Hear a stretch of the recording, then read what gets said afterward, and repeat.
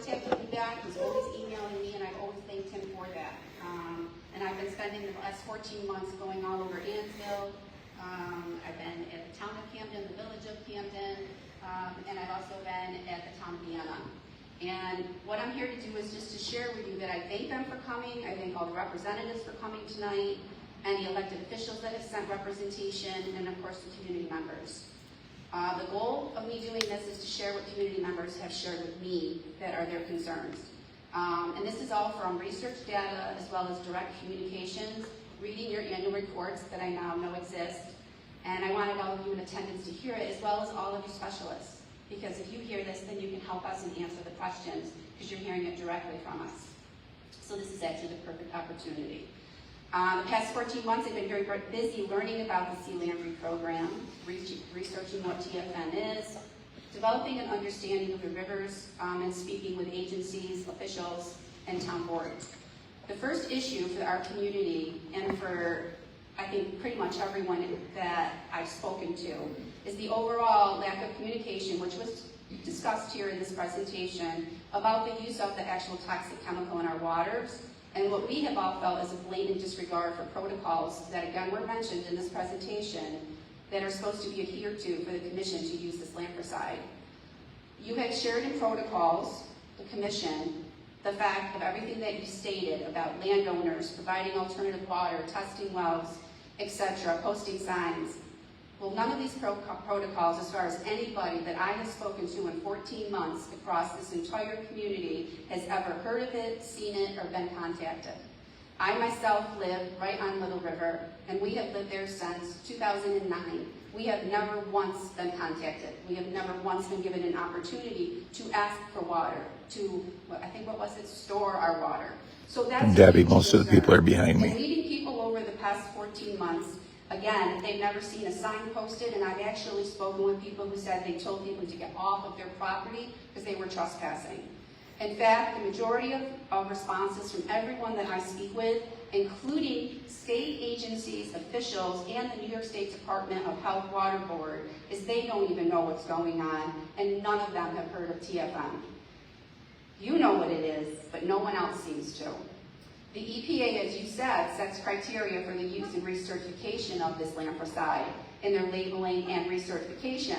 However, the municipalities and the agricultural irrigators, as you said, all of these systems are supposed to be turned off perhaps for a period of time before and after treatments.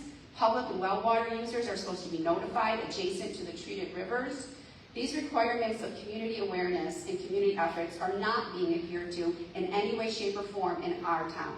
Maybe they are in other places, but it's certainly not happening here.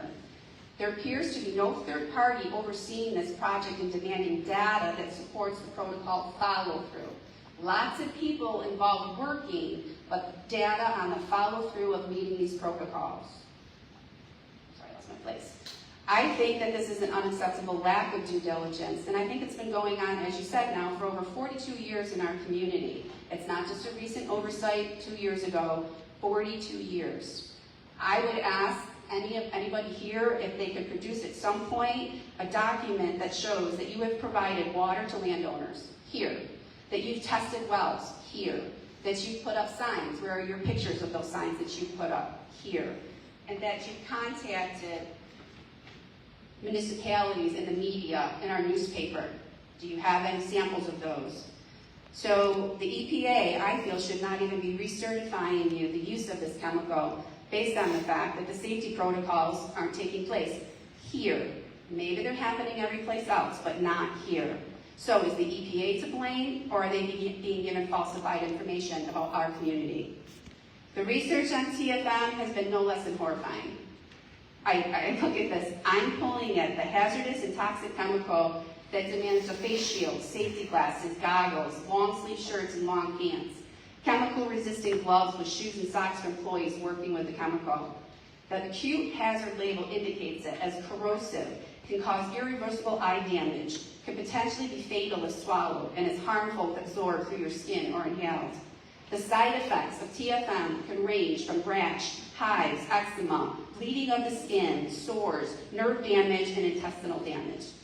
The effects of TFM on non-target species is documented. in both the labeling of the chemical and the Commission's report, which is over 200 pages every year, and I've read 3 years of the past 3 years, 200 pages each. And when reading the website and reviewing these comments from the Commission that the chemical is not lethal to other fish, it's not dangerous to animals, organisms, or plants, that's absolutely false. Your own annual report of 200 pages written by the Commission indicates that several other non-target species are vulnerable to TFM. Your own data states that 50 to 99% mortality rate for sea lamprey during pH testing for TFM quantities in water showed also a 25 to 50% mortality rate for the brown trout, the fish we're trying to save. So, your own report shows that in 2023, TFM treatments affected, I apologize because I'm not a fisherman, but log perch, mud puppies, whitefish, mayflies, and stone cats, and they were all killed at various mortality rates. Those are in your actual report. Product labeling indicates ecological effects with moderate toxic effect on mammals, which includes dogs, cats, deer, cows, ducks, and humans. It also shows that it's slightly toxic to freshwater fish, moderately toxic to invertebrates, which are about 90% of the animal species, such as butterflies, clams, snails, worms, and beetles. And TFM is also toxic labeled to aquatic plants. It is also indicated in the TFM actual label that the chemical can remain in the water for upwards of 80 or more days, or even longer in open lakes or sediment. To say it's only there for a few hours, I heard, I think today, maybe up to 5 days. I don't know, Vermont said stay out of the water for 8 days when they were treating. It's just different everywhere.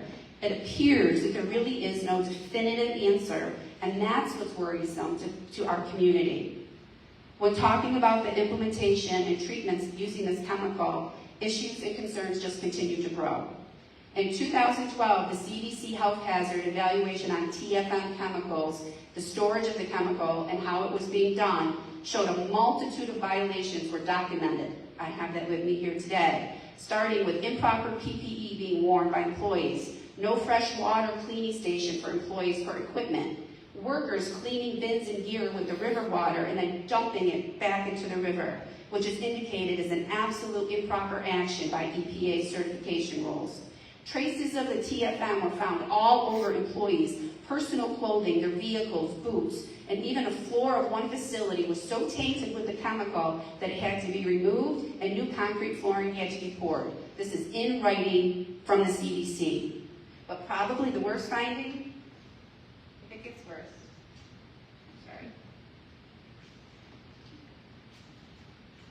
is that there was an environmental consulting firm that was hired by CDC in 1990 to test the soil and the groundwater for residual TFM concentrations at holding station and areas where treatments and spills had taken place.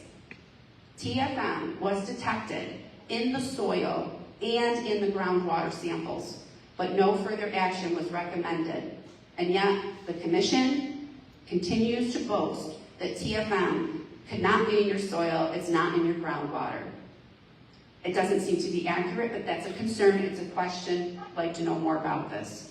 Again, there seems to be no real data on how long these chemicals stay in the water, in the ground, and in the watersheds that we pull wells from. This area is predominantly dug wells. If you dig too far, you're going to get sulfur. Many of us are on dug wells. We have no other option. We have no public water.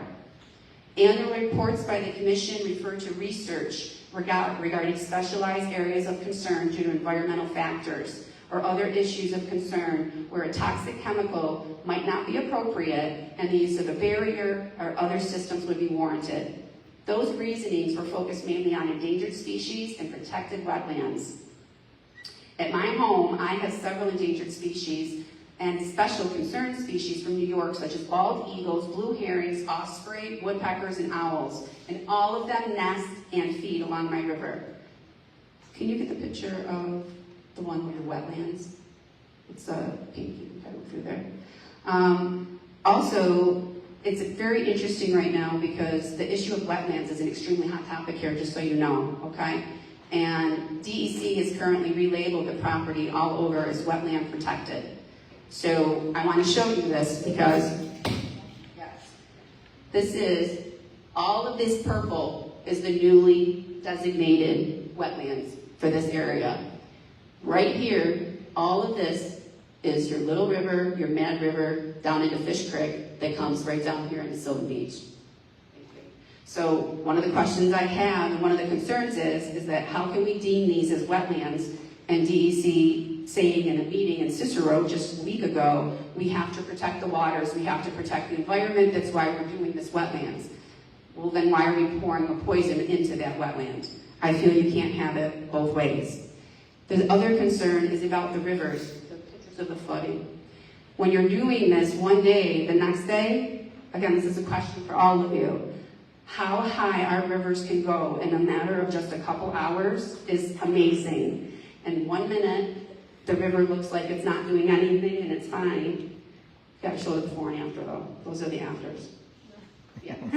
So 1 minute it'll be fine and the next minute it's completely raging. So again, if that had been treated, where did that TFM go? It's not just staying in the river, it's going all over. And as it's doing that, I'll just keep going. But also my home specifically is categorized as at risk for flood runoff. So we have floods. So here it is one morning, all this, and here it was not even 6 hours later. This is my well. This is my well right here, and there's my well, filled with water. That water could be filled with this chemical that goes directly into my well that I use. So that's, again, a concern. Maybe it's not like this for everybody, but it's like this for me and many people on Fish Creek and Little River. Also, it's been stated that you are also supposed to be looking for potential obstacles. Can you find the one with the trees on? That there's not supposed to be any obstacles in the way for the proper flow of the water to be assessed by the teams and knowing where the proper flow will be. But I can tell you that to anyone in this area, there are so many natural obstacles, beaver dams, logs, and entire trees that block Little River and Fish Creek. You spend more time kayaking or kayaking, dragging it over rocks and going through the woods to get back into the river to continue to kayak. So again, how can we truly guarantee where this water is going and where it's settling? Question. It's a question, not just a question. Okay. So one of the things too, I think you talked about, again, over the last 42 years here in our area, the TFM. And when you think about it, I think it was referred to as a Mountain Dew green color that goes through the river at one of our board meetings. If we take just Fish Creek in 2023 and you do an equivalent of how much of the TFM from your report and convert it to liters, it's approximately 951 of those was poured into Fish Creek. If you do that times potentially 10 treatments, and you can see my data is pretty accurate to your presentation of all the things that you've been talking about, that's 9,210 of those toxic chemical going in to just one river. So again, it is a concern to say that potentially repeated exposure, and I feel playing with Mother Nature, that we're never going to have a consequence, nothing's ever going to happen bad. That's a question I pose to all of you.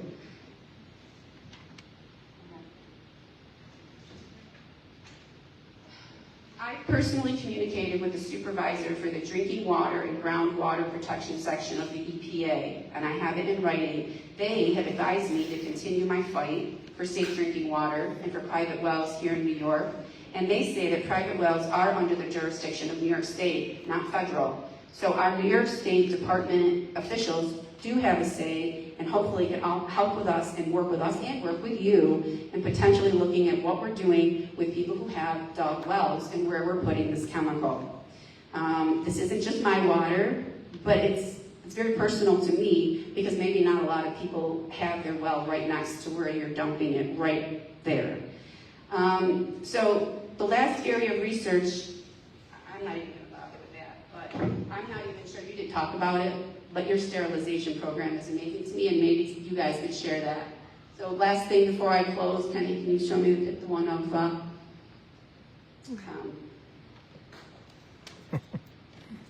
what I want to share with you is why we're here, why I'm here, and why I've been spending 14 months doing this. I love fishing, I love the water, I love what you're doing, that's not the point. The point is toxic chemicals.